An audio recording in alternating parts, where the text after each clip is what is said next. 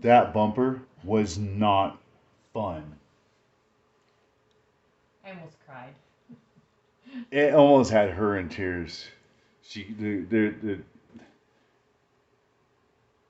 you gotta learn different ways to manipulate your hands to get up into small holes and stuff like that to put screws and nuts on and washers and all that stuff.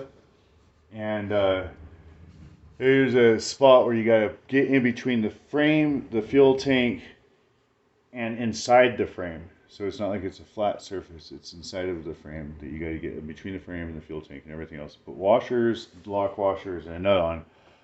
And it's pretty tough. So Jen got a little taste of.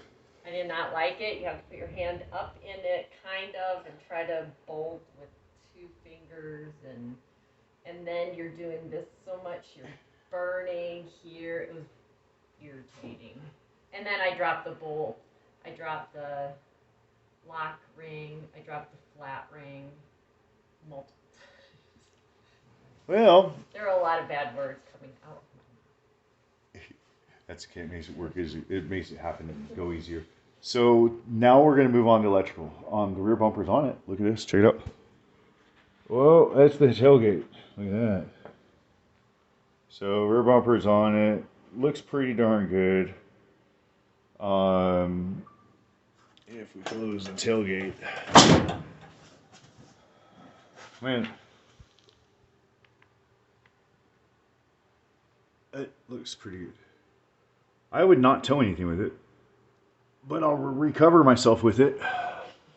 I will do that. But it don't look too bad.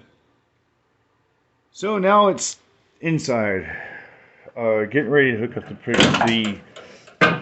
the reason for putting the bumpers on this thing to begin with is the winch, and so the battery, all of this shit. So the battery cables, all this down to. So is it the red that we're gonna go? All this, yeah. So all this stuff's going into the Jeep right now. The battery is gonna go right here.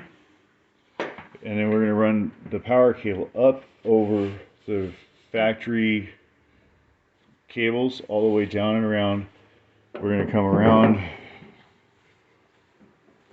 this right here. We're going to come down here, over here, and it's going to come up and out this wonderful 2-gauge grommet that's sitting right here. And then we're going to come along the factory wiring across over.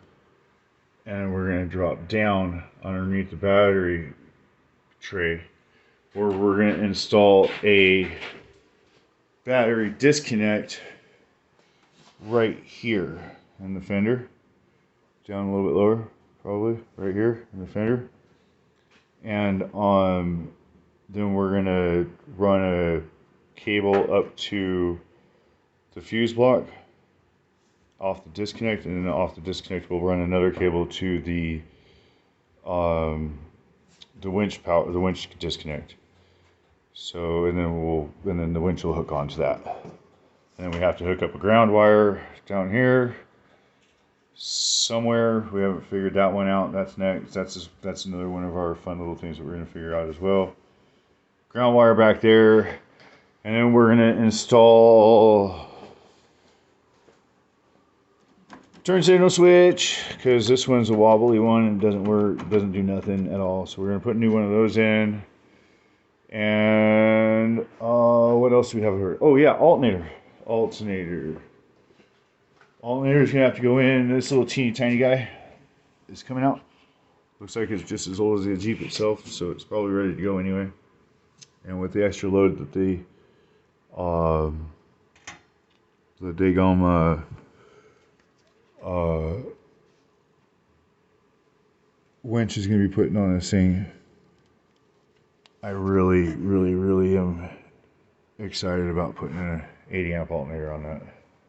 So, and I think I just figured out where I'm going to put my ground wire for the, yeah. I think I'm going to run dual ground wires on this engine. I'm going to go ground from the battery to the motor to the frame. Okay, So that's what's going to happen. And this is going to be kind of awkward because I'm going to be helping Jen kind of route the wiring and all that. So I'm not going to be able to hold the camera. Well, I guess I could, but then, yeah. Nope. We are going to go ahead and, what's it called? Time lapse.